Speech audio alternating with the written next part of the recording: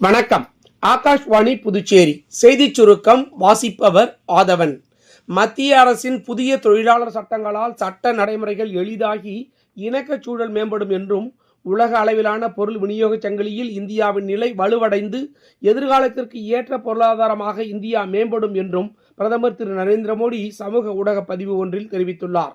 தேசிய குவாண்டம் இயக்கத்தின் கீழ் 720 கோடி ரூபாய் செலவில் மும்பை IIT உயர்கல்வி நிறுவனத்தில் அமைக்கப்பட்டுள்ள அதிநவீன உற்பத்தி மற்றும் ஒருங்கிணைப்பு வசதிகளை மத்திய அறிவியல் தொழில்நுட்பத்துறை அமைச்சர் டாக்டர் ஜிதேந்திர சிங் நேற்று திறந்து வைத்தார்.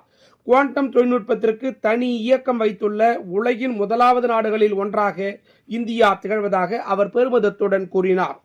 நாளை 26ஆம் தேதி அரசியல் சாசன தினம். நாடு முழுவதும் அனைத்து பஞ்சாயத் ராஜ் அமைப்புகள் மற்றும் ஊரக உள்ளாட்சி அமைப்புகளால் முழுமையாக கடைபிடிக்கப்படுவதை மத்திய பஞ்சாயத் ராஜ் அமைச்சகம் ஒருங்கிணைத்து உறுதிப்படுத்தப்பட உள்ளது. புதுச்சேரியில் இதுவரை 95.61% SIR கணக்கெடுப்பு படிவங்கள் வாக்காளர்களுக்கு வழங்கப்பட்டு 57.66% படிவங்களின் தரவுகள் டிஜிட்டல் மயமாக்கப்பட்டுள்ளதாக புதுச்சேரி மாநில தலைமை தேர்தல் அதிகாரி திரு ஜவஹர் தெரிவித்துள்ளார். பொதுப்பணித்துறை பொது சுகாதார கோட்ட செயற்பொறியாளர் செய்திக்குறிப்பு ஒன்றை வெளியிட்டுள்ளார். அதில் கோரிமேடு இந்திரா நகர் அரசு ஆரம்ப பள்ளி அருகில் பூத்துறை சாலையில் அமைந்துள்ள மேல்நிலை நீர்த்தேக்க தொட்டியில் பராமரிப்பு பணிகள் மேற்கொள்ள இருப்பதால் இன்று காலை 10 மணி முதல் மாலை 5:30 மணி வரை குருநகர், சிவாஜி நகர், பிரியதர்ஷினி நகர் மற்றும் அதனை சார்ந்த பகுதிகளில் குடிநீர் விநியோகம் தடைபடும் என்று குறிப்பிட்டுள்ளார்.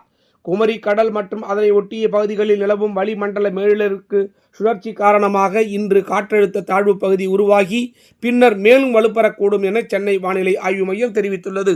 இத்துடன் இந்த செய்திச் சுருக்கம் நிறைவு பெறுகிறது.